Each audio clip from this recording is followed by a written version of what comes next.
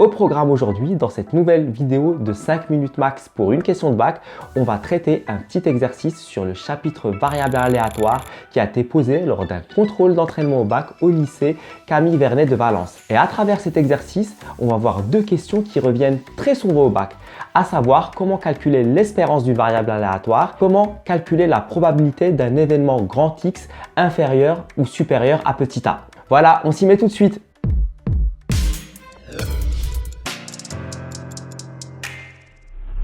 Dans l'énoncé, on te dit un commercial vend entre 0 et 5 installations photovoltaïques par semaine. Soit grand X la variable aléatoire qui pour une semaine donne le nombre d'installations vendues, avec grand X qui suit la loi de probabilité indiquée dans le tableau ci-dessous. Donc la première ligne du tableau qui indique le nombre d'installations vendues petit k et la deuxième ligne du tableau qui donne la probabilité P de grand X est égal à petit k. Donc avant de lire la première question de l'exercice, on va déjà comprendre comment lire un tableau de probabilité. Comme je le disais, sur la première ligne, tu trouves les différentes valeurs de ta variable aléatoire grand X est égal à petit k, qui représente le nombre d'installations photovoltaïques vendues par semaine par le commercial. Et ça peut prendre les valeurs 0, 1, 2, 3, 4 ou 5. Sur la deuxième ligne, en fait, ça correspond à la probabilité du nombre de machines que le commercial peut vendre par semaine. On a dit que c'est compris entre 0 et 5. Et ça se note, P de grand X est égal à petit k. Avec k, le nombre de machines que le vendeur vend donc par semaine. Donc première question, on te demande de calculer la probabilité P de grand X inférieur à 4. Pour résoudre cette question, il y a deux méthodes.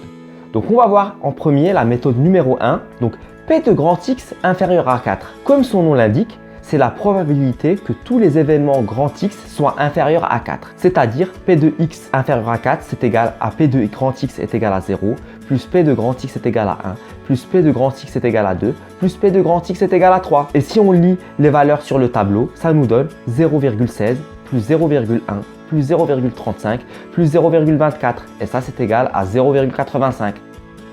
Maintenant, pour la deuxième méthode, tu auras besoin d'une propriété du cours à connaître par cœur sur le tableau de probabilité. En fait, ce qu'il faut savoir, c'est que la somme des probabilités de la deuxième ligne du tableau va toujours être égale à 1. Et ça, garde-le bien en tête. C'est-à-dire ici, P de grand X est égal à 0, plus P de grand X est égal à 1, plus P de grand X est égal à 2, et ainsi de suite. Jusqu'à P de grand X est égal à 5, et bien la somme de tout ça, c'est égal à 1. Et grâce à cette propriété, on peut aussi dire que pour calculer l'événement P de grand X inférieur à 4, on peut penser à étudier ce qu'on appelle l'événement contraire, qui est selon moi beaucoup plus simple et moins long à calculer. En gros, ça revient à dire que l'événement P de grand X inférieur à 4, c'est égal à 1 moins P de grand X supérieur ou égal à 4, avec bien sûr P de grand X supérieur ou égal à 4. Si on regarde le tableau, on tombe sur les cases P de grand X égale à 4 plus P de grand X est égal à 5. Donc au final, on comprend que calculer P de grand X inférieur à 4, c'est égal à 1 moins, on ouvre la parenthèse, P de grand X est égal à 4 plus P de grand X est égal à 5 et on referme la parenthèse. Et là, si on remplace par les valeurs du tableau, ça nous donne 1 moins, entre parenthèses, 0,1 plus 0,05. Et ça, c'est égal à 1 moins 0,15 qui est égal à 0,85.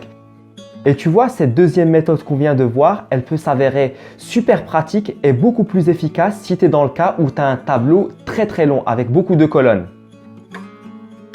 Maintenant, on peut passer à la question numéro 2. On te demande de calculer l'espérance grand X et quelle interprétation tu peux en donner. Pour calculer l'espérance E de grand X d'un tableau de probabilité qui est sous la forme suivante, en fait, il y a une formule à connaître par cœur et je te la mets sur le post-it.